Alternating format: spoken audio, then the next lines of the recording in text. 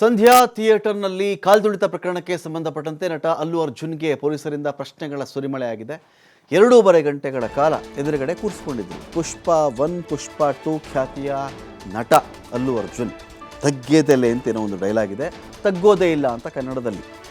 ಯಾರಿಗೂ ತಗ್ಗಲ್ಲ ನಾನು, ಯಾರಿಗೂ ಬಗ್ಗಲ್ಲ, ಈ ಥರದ ಒಂದು ಡೈಲಾಗು ಆ ಸಿನಿಮಾದಲ್ಲಿ ಬಹಳ ಫೇಮಸ್ ಆಗಿತ್ತು.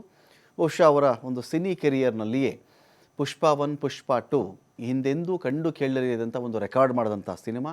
ಪುಷ್ಪ 2 ರಿಲೀಸ್ ಟೈಮಲ್ಲಿ ಸಂಧ್ಯಾ ಥಿಯೇಟರ್ ಬಳಿಯಲ್ಲಿ ಇವರು ಹೋಗಿರ್ತಾರೆ.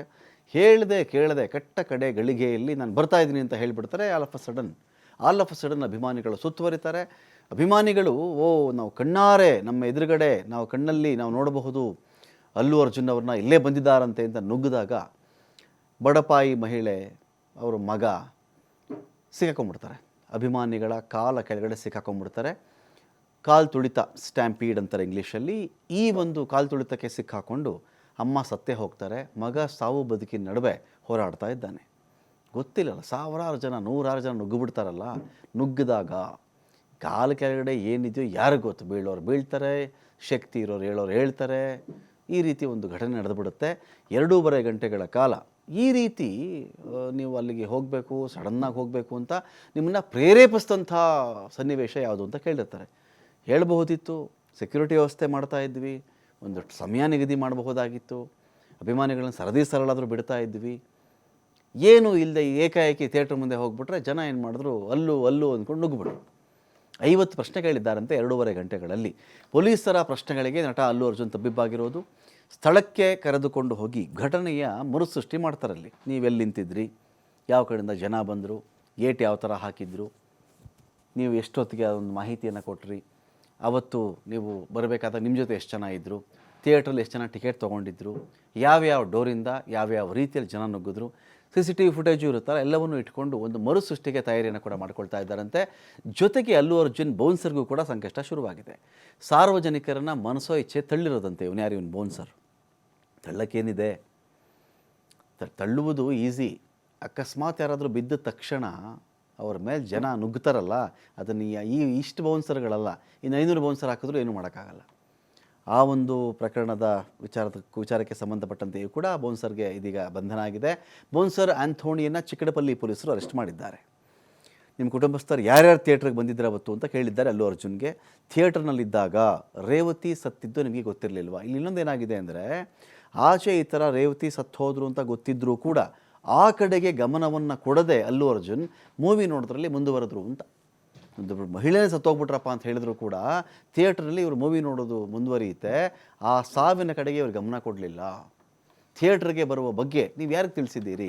ಇದಾದ ಮೇಲೆ ನಾವಿಲ್ಲಿ ತೆಲಂಗಾಣದ CM ರೇವಂತ್ ರೆಡ್ಡಿ ಅವ್ರ ಬಗ್ಗೆ ಹೇಳಬೇಕು ಅಂದರೆ, ರೇವಂತ್ ರೆಡ್ಡಿ ಅವ್ರಿಗೂ ಕೇಳಿದ್ರು, ನೀವೇನೋ ಪ್ಲಾನ್ ಮಾಡಿಬಿಟ್ಟಿದ್ದೀರಾ, ನೀವು ಅಲ್ಲು ಅರ್ಜುನ್ ಅವ್ರನ್ನ ಒಳಗಡೆ ಹಾಕಿಸ್ತಾ ಇದ್ದೀರಾ, ಹಾಗೆ ಹೇಗೆ ಅಂತ ಕೇಳಲಾಯಿತು. ರೇವಂತ್ ರೆಡ್ಡಿ ಅವರು ಒಂದು ಇಂಟರ್ವ್ಯೂನಲ್ಲಿ ಅವತ್ತು ಮಾತಾಡಿದ್ರು, ಏನು ವಿಷಯ ಇದು? ಒಬ್ಬ ನಟ, ಈಸ್ ಪೇಯ್ಡ್. ಈ ನಟನಿಗೆ ದುಡ್ಡು ಕೊಟ್ಟಿರ್ತಾರೆ, ನಟ ಸಿನಿಮಾದಲ್ಲಿ ಆ್ಯಕ್ಟ್ ಮಾಡಿರ್ತಾನೆ, ನಿಜ ಅಲ್ವಾ? ಓಕೆ. ಥಿಯೇಟ್ರಿಗೆ ಬರಬೇಕಾದಾಗ ಒಂದು ಮುನ್ನೆಚ್ಚರಿಕೆ ಬೇಡ ಈ ನಟನಿಗೆ? ಮುನ್ನೆಚ್ಚರಿಕೆ ಬೇಡವೇನ್ರಿ? ಈ ನಟ ಬಂದಿದ್ದಾಯಿತು, ಹೋಗಿದ್ದಾಯಿತು. ಆ ಸತ್ತವ್ರಿಗೆ, ಆ ಮಹಿಳೆಗೆ ಚಿಕಿತ್ಸೆ ಕೊಡಿಸಿರೋದು ನಮ್ಮ ಸರ್ಕಾರ, ನಾವು ಚಿಕಿತ್ಸೆ ಕೊಡಿಸಿರೋದು ಅವ್ರಿಗೆ, ಪರಿಹಾರ ಕೊಡ್ತಿರೋದು ನಾವು. ನಟನಿಗೆ ಏನು ರೀ, ಅವನ ಬದುಕು ನಡೆಯುತ್ತೆ. ಆ್ಯಕ್ಷನ್ ಕಟ್, ಪ್ರಮೋಷನ್, ದುಡ್ಡು, ಅವ್ರ ಪಾಡಿಗೆ ಅವ್ರು ಇರ್ತಾರೆ. ಹೆಚ್ಚುಗಾರಿಕೆ ಏನಿದೆ ಇಲ್ಲಿ ಅಂತ ರೇವಂತ್ ರೆಡ್ಡಿ ಕೇಳಿದ್ರು. ಇದನ್ನು ಹೆಚ್ಚುಗಾರಿಕೆ ಏನಿದರಲ್ಲಿ? ಆ್ಯಕ್ಷನ್ ಕಟ್ ಆಯಿತು, ಸಿನಿಮಾ ಹಿಟ್ಟು, ದುಡ್ಡು ಎಲ್ಲ ಆಯಿತು, ಫೈನ್. ಆ ಮಹಿಳೆ ನೋಡಬೇಡ ಈ ನಟ, ನಾವು ಮಾಡೋಕ್ಕೇನ್ರಿ ಇದೆ ಇಲ್ಲಿ? ನಟ ಬರದೇ ಇದ್ದಿದ್ರೆ ಅಲ್ಲಿ ಕಾಲು ತುಳಿತ ಆಗ್ತಾ ಇತ್ತು ಅವತ್ತು. ಸರಿ, ಬಂದರು, ಒಂದು ಇನ್ಫಾರ್ಮೇಷನ್ ಬೇಡವಾ ಯಾರಿಗಾದರೂ?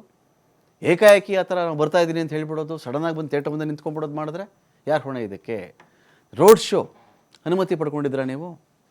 ರೋಡ್ ಶೋ ಮುಂಚಿತವಾಗಿ ತಿಳಿಸಿದ್ರಾ ಪೊಲೀಸರಿಗೆ ನೀವು? ಇಲ್ಲ. ಅನುಮತಿ ನಿರಾಕರಿಸಲಾಗಿದೆ ಅಂತ ನಿಮ್ಗೆ ಯಾರೂ ಹೇಳಲೇ ಇಲ್ವಾ? ACP ಮತ್ತು CI ನಿಮ್ಮನ್ನು ಭೇಟಿ ಮಾಡಿದ್ದು ನಿಜ ಅಲ್ವಾ? ಮಹಿಳೆಯ ಸಾವಿನ ಬಗ್ಗೆ ನಿಮ್ಗೆ ಯಾವ ಮಾಹಿತಿ ಸಿಕ್ತು? 2:45ಗೆ ಥಿಯೇಟರ್ನಲ್ಲಿ ಇದ್ದೀರಿ ನೀವು, ನಿಜ ಅಲ್ವಾ? ಅದು ಥಿಯೇಟರ್ ಬಳಿಕ 850 ಮೀಟರ್ ಅಲ್ಲಿ ಬಂದಾದಮೇಲೆ 850 ಮೀಟರ್ ರೋಡ್ ಶೋ ಮಾಡಿದ್ದು ಯಾಕೆ ನೀವು? ಎಷ್ಟು ಜನ ಬೌನ್ಸರ್ ನೇಮಕ ಮಾಡ್ಕೊಂಡಿದ್ರಿ? ನಿಮಗೆ ಬೌನ್ಸರ್ ಇರ್ತಾರ್ರಿ? ಅಲ್ಲೋ ಇದನ್ನು ಕೇಳಿದರು, ರಾಜಕೀಯ ನಾಯಕರು ಕೇಳಿದರು, ನಿನ್ನ ಸೇಫ್ಟಿಗೆ ಬೌನ್ಸರ್ ಇಟ್ಕೊಂಡಿದ್ದೀಯಪ್ಪ, ಸಾವಿರಾರು ಜನ ಬರ್ತಾರಲ್ಲ, ಅವ್ರ ಸೇಫ್ಟಿ ಮಾಡೋದು ಸರ್ಕಾರದ ಕೆಲಸ. ಅದು ನಮಗೆ ಬ್ಲೇಮ್ ಮಾಡ್ತಾರೆ ಅದನ್ನು. ನಿನ್ನ ಸೇಫ್ಟಿಗೆ 15-20 ಜನ ನಿಲ್ಸ್ಕೊಬಿಡ್ತೀಯ ಸುತ್ತಲೂ, ನಿನಗೇನು ಆಗಬಾರ್ದಲ್ವಾ?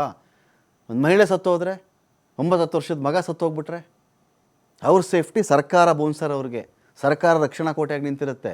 ಇಂಥದ್ದು ಮಾಡಿಬಿಟ್ರೆ ಅಲ್ಲು ಅರ್ಜುನ್ ಮೇಲೆ ಏನೋ ಸೇಡ್ ತೀರಿಸ್ಕೊಂಬಿಟ್ರು ಹಾಗೆ ಹೀಗೆ ಅಂತ ನೀನು ಹೇಗಪ್ಪ ಬ್ಲೇಮ್ ಮಾಡ್ತೀಯ ಅಂತ ಕೇಳಿದ್ರು ಅವರು. ಎಲ್ಲ ಹೇಳಿಕೆಯನ್ನು ಕೂಡ ರೆಕಾರ್ಡ್ ಮಾಡ್ಕೊಂಡಿದ್ದಾರೆ. ರೇವತಿ ಸತ್ತಿದ್ದು ನೂಕು ನುಗ್ಗಲು ಹೆಚ್ಚಾಗಿ, ಕಾಲು ತುಳಿತ ಹೆಚ್ಚಾಗಿ ರೇವತಿ ಸಾವು. ನಿಮ್ಗೆ ಗೊತ್ತಾಗಿದೆ ಯಾವಾಗಂತೆಲ್ಲ ಕೂಡ ಅಲ್ಲು ಅರ್ಜುನ್ರ ವಿಚಾರಣೆ ಮಾಡಿದ್ದಾರೆ.